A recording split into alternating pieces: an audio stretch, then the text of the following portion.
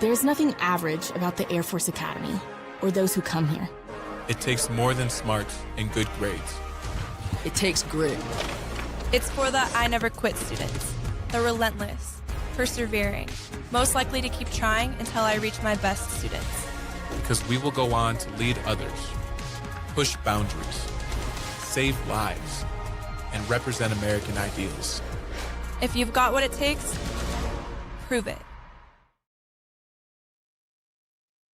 Hello, and welcome to the Falcon Flight Report. I am your host, the best podcast host in the universe, Steve Cully. I would like to thank our sponsors at Procyon. They are one of the top 50 fastest growing companies in the nation. They specialize in employee benefits, wealth management, and retirement planning. President Sean Rabinowitz, proud supporter of our podcast network, and we love him very much. We have Green Street Trust International, owned and operated by Rennell Jump. They specialize in tax plans for businesses large and small. They will save you money or get you a big fat return on your taxes. To schedule your free strategic tax planning session today, go to www.greenstreettrust.com. And we are going to be going over the week for the mighty Air Force Falcons and all the teams, all the games, kind of a weekly recap of what has been going on. And I wanted to cover them after having a tremendous interview with athletic director Nate Pine. I want to do all I can to showcase and feature these fine teams and fine athletes and everything that they do. Up in the corner here, we have the Falcon Athletic Fund. You can donate. The website is on the bottom, right below my name. And there is a QR code right above in the top left corner. You can scan, give. Every dollar counts. Every dollar counts for the Air Force. And we are starting. I just wanted to go over, I know this was a little while ago, but Air Force defeated Colorado State, which is really special to me being a UConn guy, that Jim Mora is going to Colorado State. And Air Force beat them up 41-21. And they did it with Josh Johnson and Braun Fleischman and Josh Johnson connected on a 55-yard scoring strike on the game's opening drive that put the Falcons up 7-0. And from there, it was just a romp session. I was very glad to see Air Force had 420 yards of offense, 104 passing yards, 315 rushing yards, while they held Colorado State to 335 total yards, and they were mostly through the air. 323 were through the air. They had 12 rushing yards. So an impressive performance, a great way to end the season as they are going into the offseason with recruiting, and I am sure they're going to do well. Also, Air Force had 4 players named to the Mountain West, all Mountain West football team, which is incredible, the announcement from the conference. Senior offensive lineman Colston Coley earned first team honors, while senior offensive lineman Jack Burnett and senior nose guard Peyton Zadoik, I said that wrong, and junior inside linebacker Blake Fletcher earned second team honors. senior tight end, who we just talked about, Bruin Fleischman, senior punter Luke Freer, senior wide receiver Cade Harris, sophomore Roger Jones Jr., and sophomore quarterback Liam Zazarka earned honorable mention honors.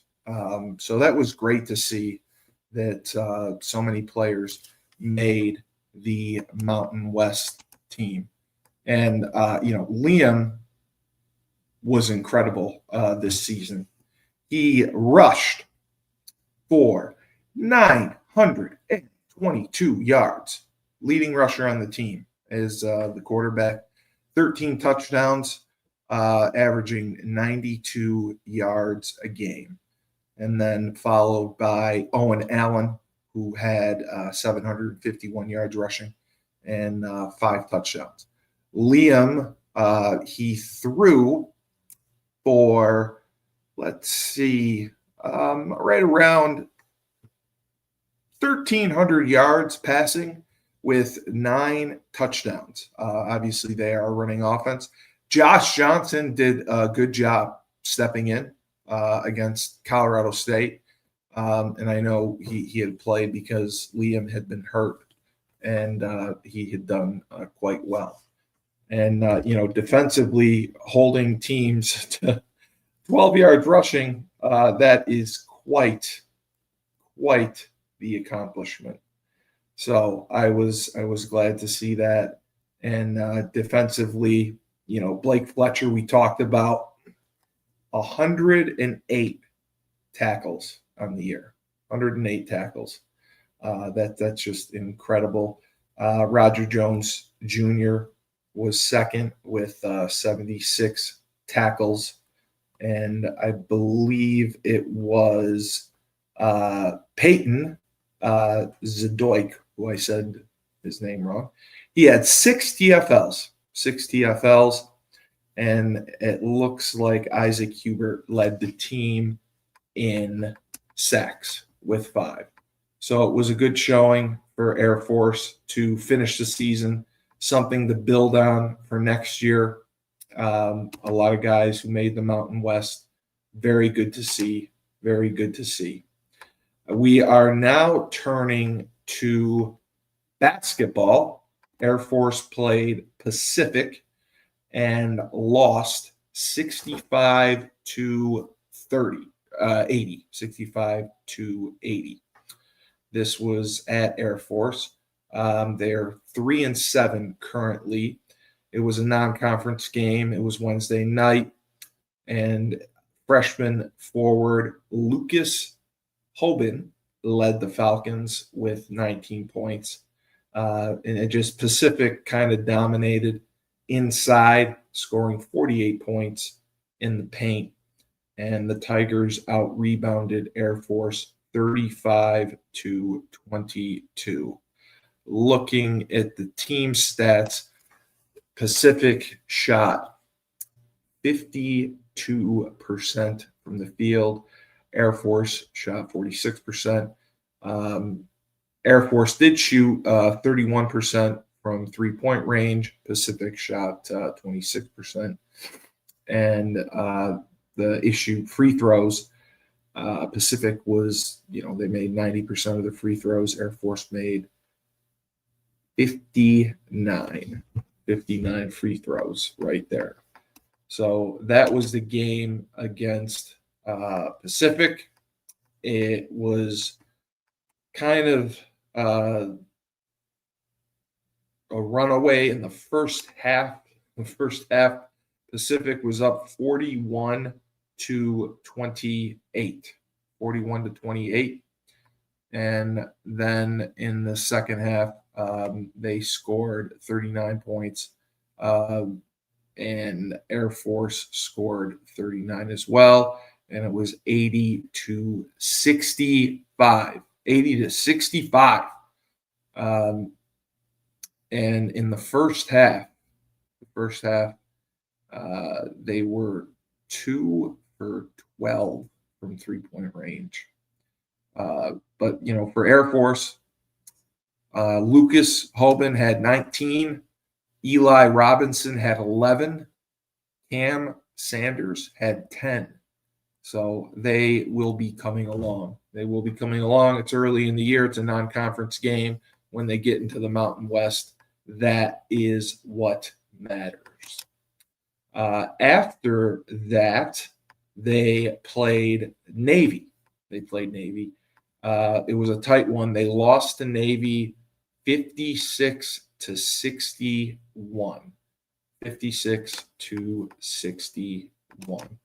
That was unfortunate. It was a tough one, a very tough loss. They scored 25 points in the first half and were up 25-24. The second half, Air Force scored 37 points. Navy scored 37 points. Air Force scored 31. So it was 61-56. Air Force, again, Cam Sanders led the way with 15 points. He had 3 assists and 4 rebounds. Lucas Hoban, 10 points. He had a block. He also had 7 rebounds. So it's looking like they need to get more help in the paint. That would make a difference. Navy, on the other hand, just when you look at the summary from 3-point range, Air Force was 6 of 25. 6 of 25. 1 for 11 in the first half, and 5 of 14 in the second half. Navy was 6 of 8. I'm sorry. They were not 6 of 8. They were 9 of 23 and 12 of 30 in the second half. So Navy, their leading scorer was Austin Benji, and he had 25 points. And Aiden Kehoe had 10 points. So that was a tough loss for Air Force against Navy. But again, non-conference game, but anytime you're playing Army, Navy, you want to get that win. And it was a difficult loss. But they'll bounce back. They will bounce back. They will figure it out. And by the time they get into conference play, I think they will get rolling. Looking at the schedule currently, they are 3-8 overall. Unfortunately, they are on a 4-game losing streak. And they have coming up, they are playing UNLV. They're off basically from December. They play December 17th against San Diego State, December 30th against Wyoming, and January 3rd against UNLV. So that's what they have coming up. Hopefully they can get things going on track as the Mountain West Conference games begin. The women, it was different for them. The women claim final victory in a 3-game saga with Utah Valley. They won 58-50. 58-50. The Air Force women's basketball team, they got the final word in a heated 3-game series. How about that? 3-game series against Utah Valley, downing the Wolverines 58-50. It was Saturday in Utah. The win comes on the heels of a pair of contests in 2024, 2025, which Air Force and Utah Valley split results. The Falcons won the inaugural non-conference contest, followed by a 6-point Falcon defeat in the opening round of the Women's National Invitational Tournament, the WNIT. So that was great for the women. They shot 38% from the field, 45%. Let me say that again, 45% from three-point range. They were 61% from free throw percentage, and they did very well. Their leading scorer was Melaine Perry, 24 points, and she also had 3 3-pointers and 6 free throws. Brett Clay, 11 points, 3 field goals, 3 3-point attempts, 2 free throws. So that was good to see them get those wins. Looking at the schedule coming up, the women are currently 5-4 with a 2-game winning streak. They have beaten the likes of New Mexico, Utah State. They have beaten Florida Atlantic, Wright State, and then the Utah Valley, which was very, very good. They have New Mexico on December 13th, Utah State December 17th, Nevada December 20th. So a good schedule for the women. They are off to a good start for non-conference play until they get into the Mountain West. We'll see what happens there. And it looks like they're averaging, wow. Yeah, they've been playing pretty good across the board. They rebound well. Their leading scorer is Melaine Perry. She averages 18.1 points a game. Jada McNabb, it looks like. She averages 8 points a game. And they are rebounding very well, offensively and defensively. That is the biggest difference I see between the men and the women, the rebounding.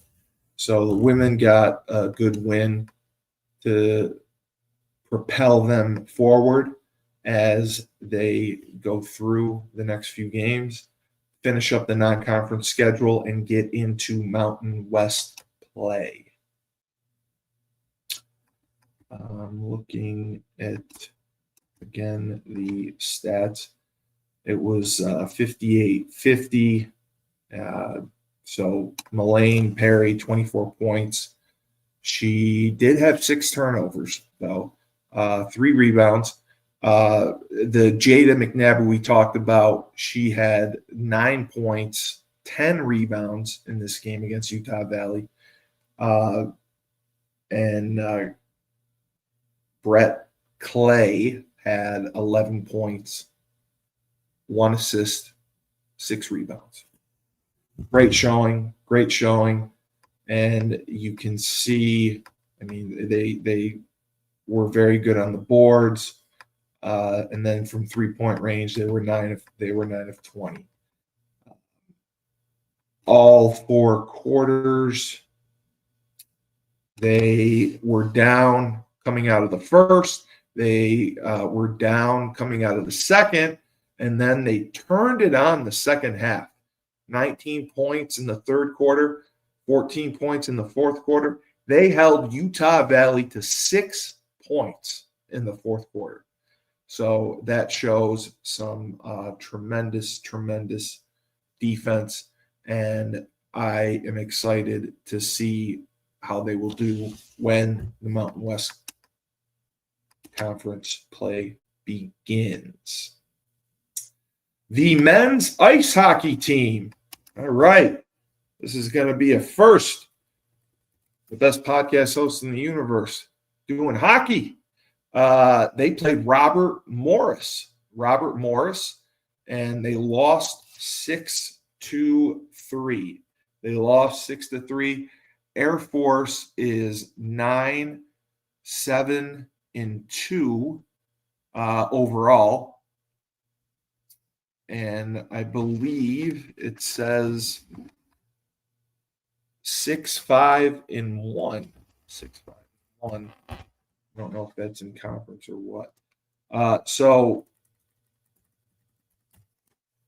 Chris Hayden scored for Air Force in the second period, tied it up 1-1. Air Force actually took the lead. Cole Christian scored. He made it 2-1. Looks like Will Starling had an assist there. And then Robert Morris just went on a run. They had a power play. The second period, they just went wild and scored 5 goals. 5 goals. And in the third period, Nick Cervic, he scored to make it 5-3. So unfortunately, it was a loss to Robert Morris. There were quite a few penalties, which is wow. But most were on Robert Morris. The power play situation, Air Force had quite a few power plays. They had 3 in the first period, 2 in the third period, and they were not able to capitalize. Robert Morris had 3 power plays, 2 of them in the second period, and they were able to get 1 goal, and that was in the second period. So the hockey team lost to Robert Morris. Good old Robert Morris. The hockey schedule, so they're 9-7 overall in the conference. I was right. They're 6-5-1 in the conference. Next up, they have Michigan Tech, Friday, January 2nd.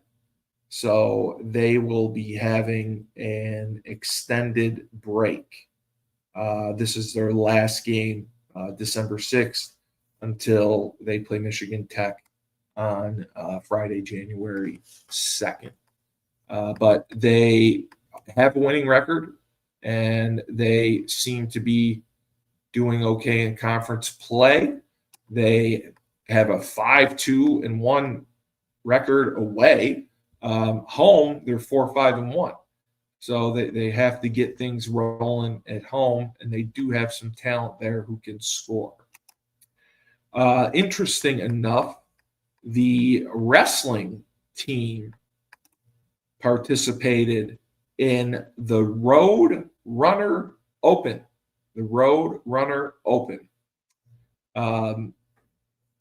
With heavyweight champion 10 placers. Very, very good. Air Force freshman Ryan Kuhn claimed the heavyweight title. I love Hulk Hogan, so that's why I'm saying heavyweight championship of the world at the 2025 Roadrunner Open, hosted by CSU Bakersfield. The Falcons had 3 finalists, and put 10 wrestlers on the podium across the event. That is an incredible program. Alongside Kuhn, the finalists were senior team captain Tucker Owens. He is in the 125 weight class, and he's ranked 29th. And then Carson Tompkins at 197. Kuhn claimed the title with a 4-0 record via 2 decision wins, a medical default, and a medical forfeit. So basically, someone went on the mat and saw Kuhn and just said, "Ow, I'm sick. I forfeit. I don't want to go against him." Owens, 2023 NCAA qualifier, went 3-1 on the tournament to bring his season record to 9-2. 2 of Owens' wins came with bonus points. Tompkins, the Falcons' standout freshman, went 3-1 on the day. The Falcons fell to Oregon State, their world champion and NCAA qualifier, Justin Radmeyer. 4 Falcons earned 4th place finishes. Gunnar Cramblett, Logan Fowler, Owen Heiser, Antonio Ramos. Cramblett posted a 4-2 record, 3 of his wins coming with bonus points. So what a great tournament all around. So the Roadrunner Open placers, Ryan Kuhn, as we said, is a heavyweight, 285, first place. Tucker Owens, 125, second place. Carson Tompkins, 195. He was second place in his division. Gunnar Cramblett, 174, fourth place. Logan Fowler, 165, fourth place. Owen Heiser, 197, fourth place. Antonio Ramos, 285, fourth place. Gavin Caprella, 133, fifth place.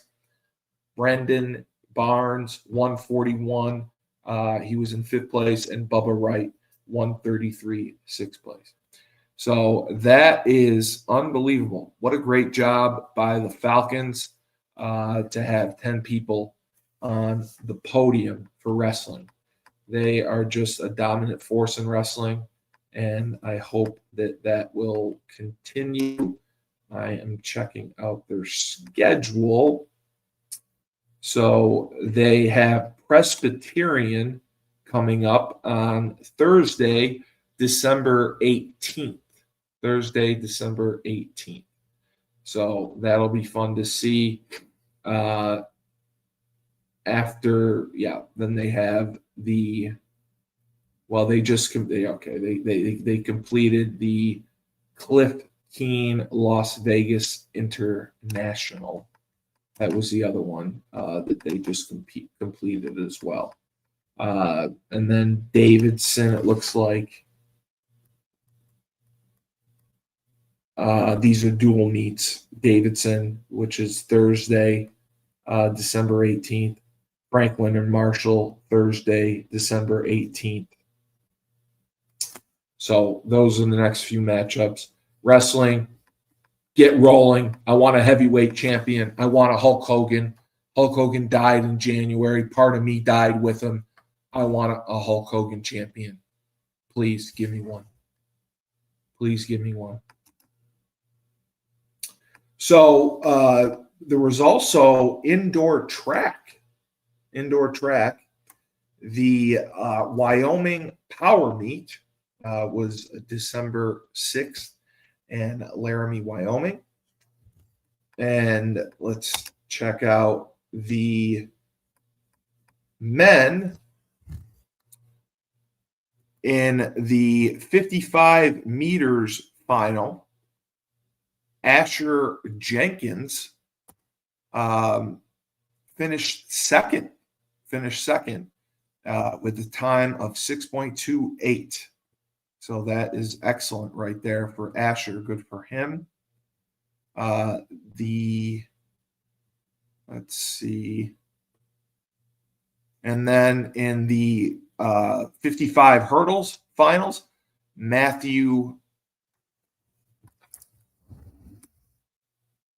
Secretis, he won with 7.76 seconds.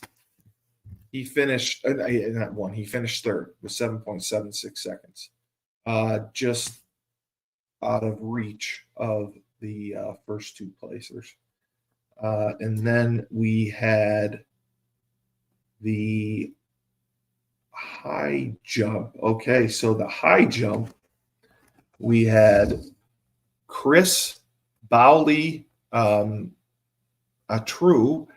He jumped 6 feet 4 inches. Wow.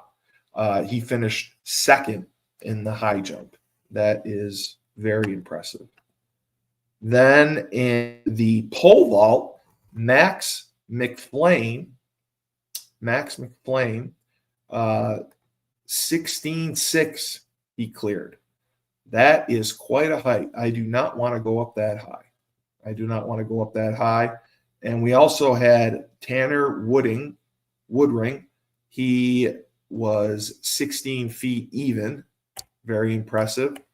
Max Austin finished third at 16 feet as well. He tied with Tanner. So 2 Maxes, Max McFarland, Max Austin. McFarland was second. Austin was third. Tanner was second. Great to see. And they beat Colorado State, which I like because Jim Moore's going there, and we don't like Jim Moore anymore. And then looking at some of the other things. So how about this? The men's shot put. What a name. Texas Tanner. I like that. Texas Tanner. Man, that's a badass name. Texas Tanner. 64 feet, 10.5 inches. Wow. That is quite a ways to throw the shot put. I was a shot putter. I finished third in the state. And with a 12-pound shot put, I threw 54 feet. So 64 feet with a 16-pound shot put. Wow. He won the field by 4 inches. 4 feet, 10.5 inches. That is impressive. Very impressive. And then Air Force also had Trevor Tevin Jordan.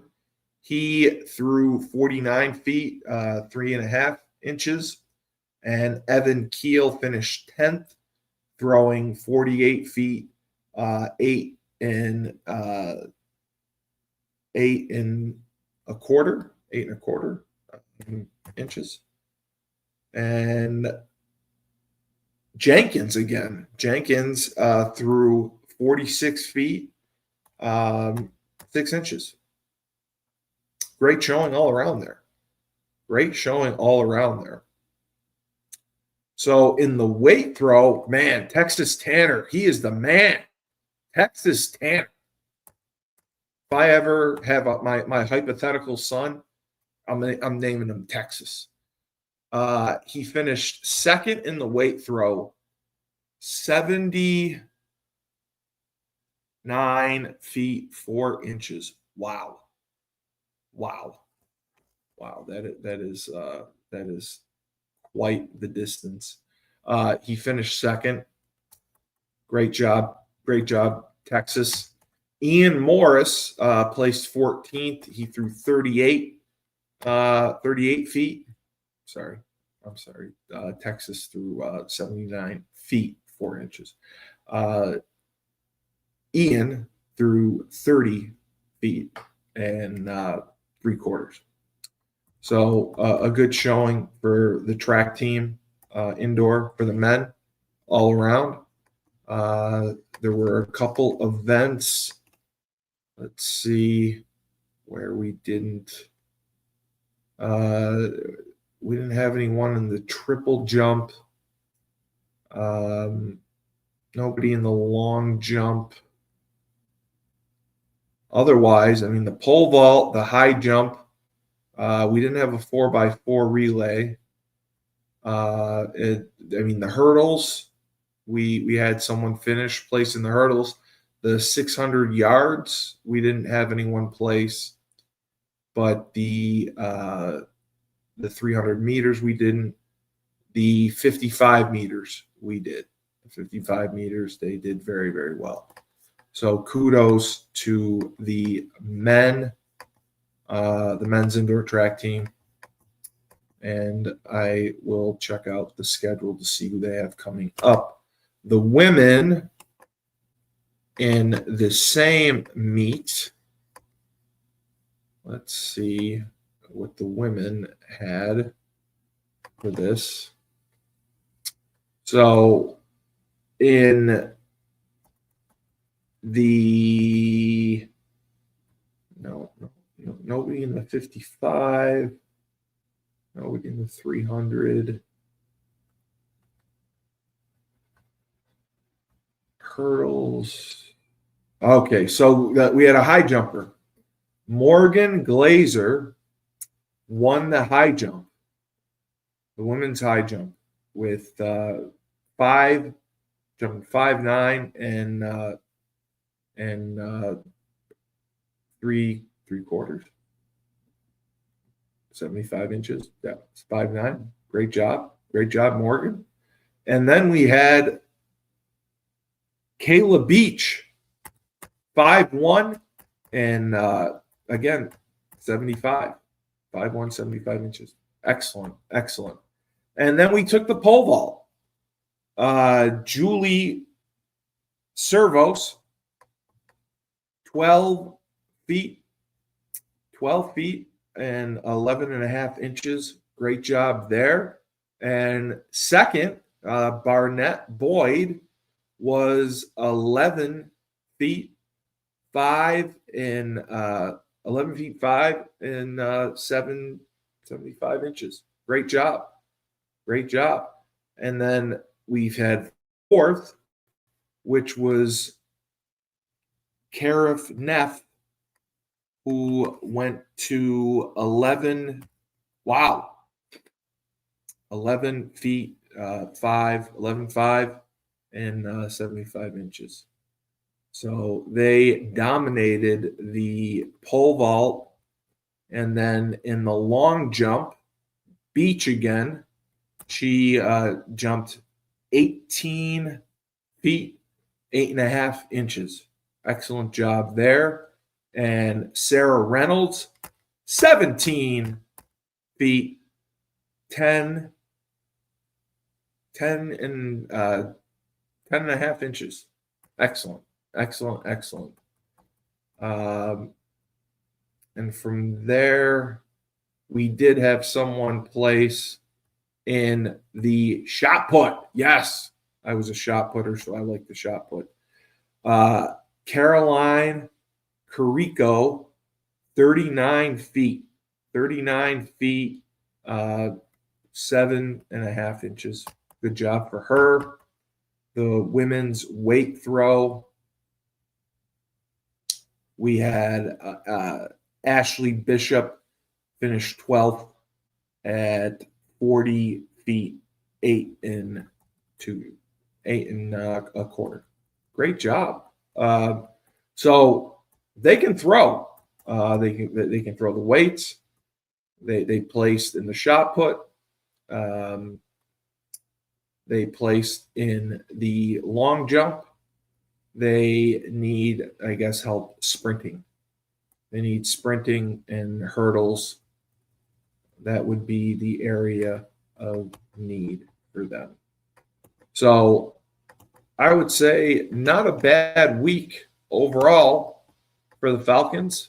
Not a bad week overall for the Falcons. It's good to see them competing and doing well. Football, there's early signing day, and I know they're on the road recruiting. they have some talent. They're going to do well in the Mountain West. And I'm looking at their schedule. So they were 4-8 overall, 3-5 in the conference. I mean, when you're playing Boise State, UNLV, they'll beat Army. They'll get Army back. UConn, they're going to get us back. they had us. And they'll beat Colorado State. So they have a ton of talent coming back, and I think they're going to do well. So good to see that happening. And I am just checking any other calendars that are going on. If the women, I wanted to see if the women's basketball team had anything coming up. As we've said, they're 5-4 overall. 5-4 overall. They have not played a conference game. They have played. I mean, they played some tough teams. So we have the Utah Valley win, I think we talked about, and then New Mexico's coming up, Utah State, and Nevada. Those are the ones coming up in the next week that we'll talk about. So we made it through. I hope I didn't embarrass myself too much. I promise that I will get better on my pronunciations and enunciations of the athletes, but I'm excited to cover the sports teams in the winter. They don't get enough coverage in most universities, especially some of the non-revenue sports. But Air Force is top of the line. They are the best of the best for everything they do. I mean, it's not just going to class and going to practice, hanging out. They have a lot going on. So credit to them. Credit to Nate Pine and what he's building. And I think Air Force is going to continue to dominate, and they're going to get better once they get into conference play. You're going to see things much different.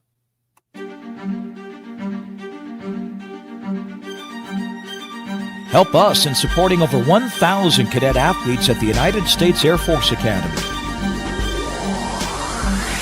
Join the Falcon Athletic Fund today and be responsible for funding critical projects and providing the margin of excellence resources necessary for our cadet athletes to compete for championships at the highest level.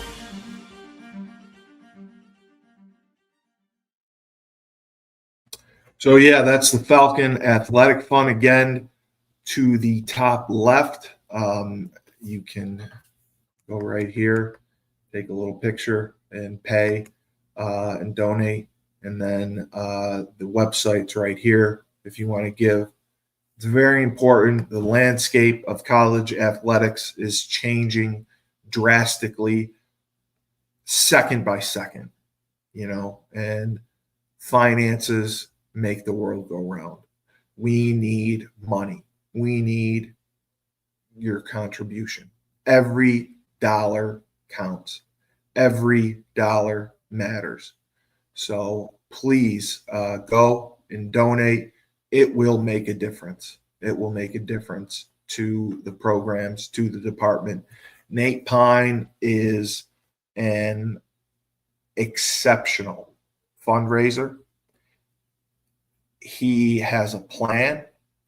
He knows what it takes to win and be successful. We were a dumpster fire at Holy Cross. Nate Pine comes in. We have the second best indoor athletic facility in the Northeast. He gets it done within 2 years. He raises the money. He hires Coach Bob Chesney, who is now with James Madison, going to the college football playoffs. He took Holy Cross to the playoffs several times and to a national championship game.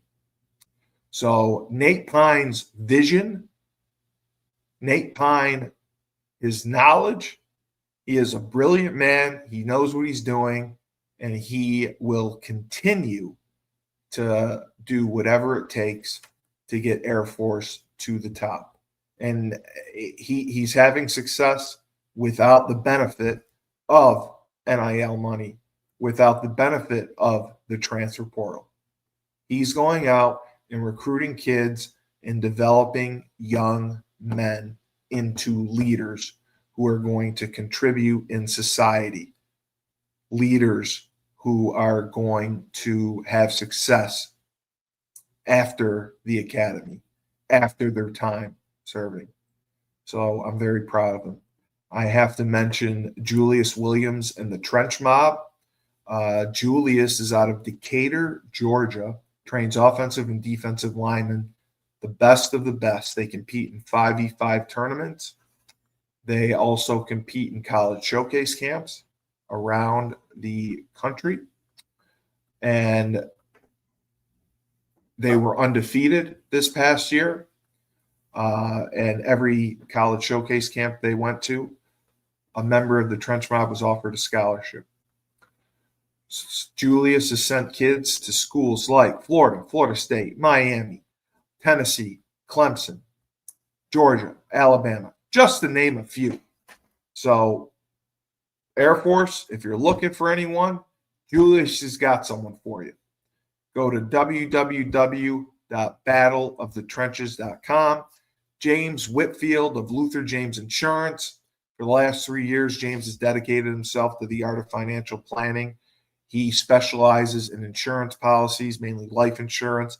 He'll make you a boatload of money, and he'll do it tax-free. He understands the stress that goes with retirement planning. How much am I going to need? For how long? Do we have enough? Because fear of the unknown is real. Go to his website, www.lutherjamesinsurance.com. And we also have Rob Hill of R. Hill Enterprises, Inc. Rob is an accomplished author. He is a minister, and he is also an insurance mastermind. He works with many different policies. However, his main goal is to pull people's heads out of the sand and educate them because they don't know the truth of what's going on. Rob wants to change people's minds one at a time about how the country is run, about our taxes, about our quality of life, about our elected officials being, as he says, not elected, but selected. So go to Rob's website. It is rhillenterprisesinc.com. And for the inaugural episode, just remember that. You're going to laugh that this was the first. The inaugural episode of the Falcon Flight Report. I am Steve Cully, the best podcast host in the universe. Probably not today, but I tried, and I'll get better. Remember that. Please leave any comments, suggestions, thoughts, and we will see you next week. Remember, when life gives you lemons, don't make lemonade. Take 2 oranges, throw them right back at life.